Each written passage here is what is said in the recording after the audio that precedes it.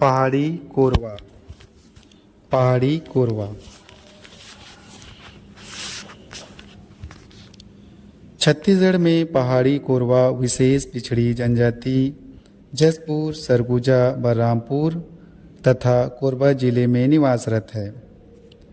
सर्वेक्षण वर्ष 2005-06 के अनुसार इनकी कुल जनसंख्या 34,122 थी। वर्तमान में इनकी जनसंख्या बढ़कर लगभग 40,000 से अधिक हो गई है। पहाड़ी कोरवा जनजाति की उत्पत्ति के संबंध में ऐतिहासिक प्रमाण उपलब्ध नहीं है। कॉलोनियल डाल्टन ने इन्हें कोलारियन समूह से निकली जनजाति माना है। किंवदंतियों के आधार पर अपनी उत्पत्ति राम सीता से मानते हैं। वनवास काल में राम, सीता व लक्ष्मण धान के खेत के पास से गुजर रहे थे। पशु पक्षियों से फसल की सुरक्षा हेतु एक मानवाकार पुतले को धनुष बाण पकड़ाकर खेत के मेड़ में खड़ा कर दिया था। सीता जी के मन में कौतूहल करने की सूझी। उन्होंने राम से उस पुतले को जीवन प्रदान करने को कहा। राम ने पुतले को मनुष्य बना दिया। यही पुतला कोरवा जनजाति का पूर्वज था। एक अन्य मान्यता के अनुसार शंकर जी ने सृष्टि का निर्माण किया।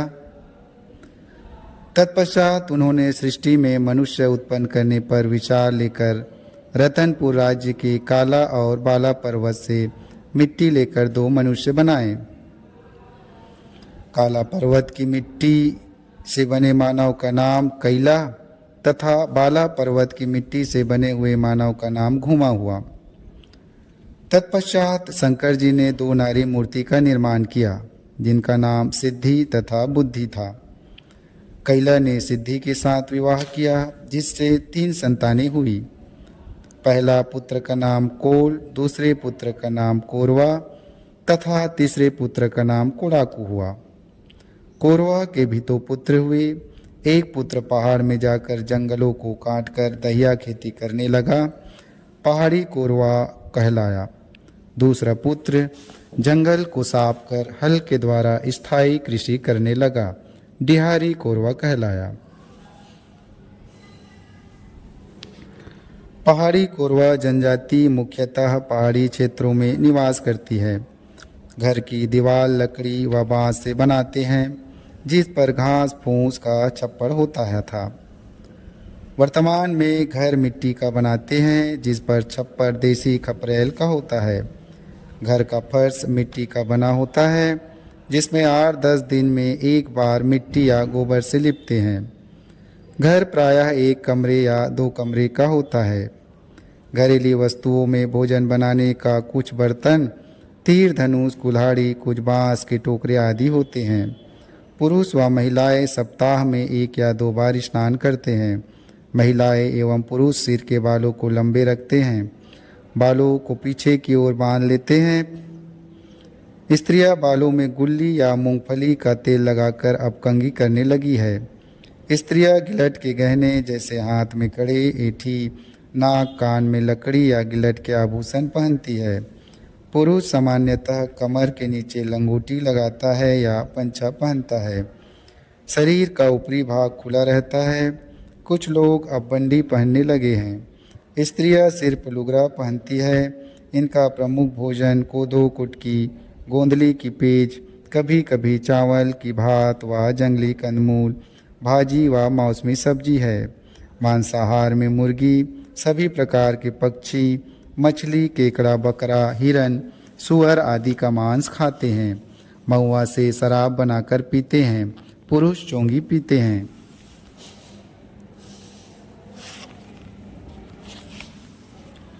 इस जनजाति का आर्थिक जीवन मुख्यतः जंगली उपज संकलन, शिकार पर आधारित था।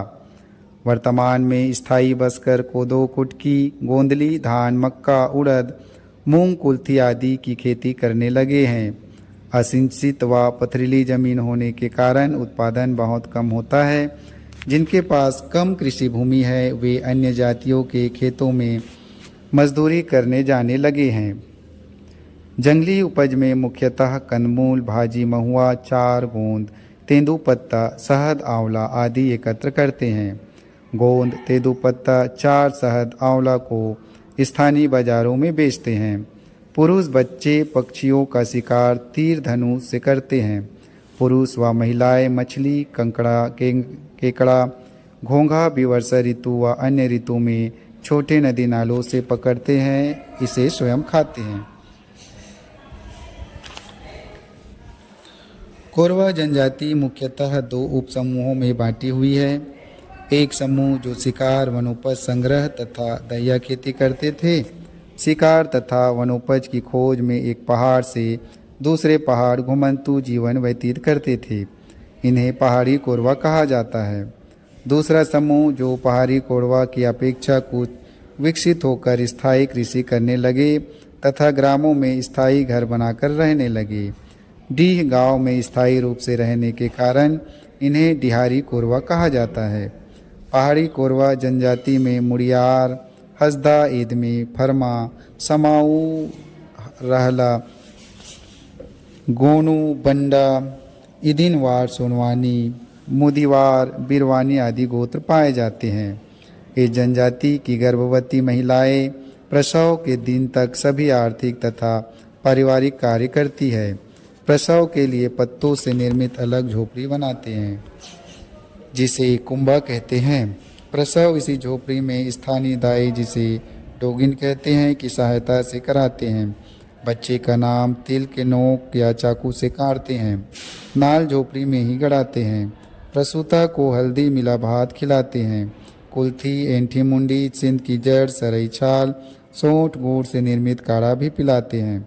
छठे दिन छठी मनाते हैं। बच्चे तथा माता को नहलाकर सूरज, धरती व कुल देवी को प्रणाम कराते हैं। महुआ से निर्मित शराब मित्रों को पिलाते हैं। विवाह उम्र लड़कों में 16 से 20 वर्ष और लड़कियों में 15 से 18 वर्ष पाई जाती है। विवाह का प्रस्ताव वर पक्ष की ओर से होता है। विवाह में अनाज, दाल, तेल, गुड़, कुछ रुपये वधू के पिता को सुख के रूप में दिया जाता है। विवाह मंगनी सूत। पहाड़ी कोरवा जनजाति। पहला आखेट, दूसरा आवास, तीसरा नृत्योल्लासन, चौथा हस्तशिल्प आजीविका। बंधौनी, विवाह और गौना इस प्रकार 4 चरण में पूरा होता है। विवाह के 2-3 वर्ष बाद गौना होता है।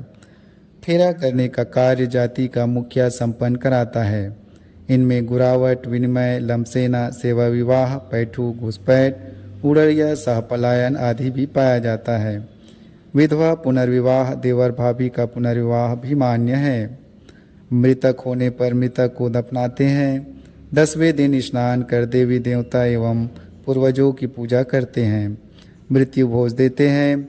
जिस झोपड़ी में मृत्यु हुई थी उसे नष्ट कर नई झोपड़ी बनाकर रहते हैं। इन्हें अपनी परंपरागत जाति पंचायत पाई जाती है। जाति पंचायत का प्रमुख मुखिया कहलाता है। इस पंचायत में पटेल, प्रधान और भाट आदि पदाधिकारी होते हैं। कई ग्राम मिलकर गठित जाति पंचायत का मुखिया टोलादार कहलाता है। इस पंचायत में वधू मूल्य, विवाह, तलाक, अन्य जाति के साथ विवाह या अनैतिक संबंध आदि मामले निपटाए जाते हैं। जाति के देवी देवता की पूजा व्यवस्था की भांति जाति पंचायत द्वारा कराई जाती है। इनके प्रमुख देवी देवता ठाकुर देव, खुड़िया रानी, शीतला माता, दूल्हा देव आदि है।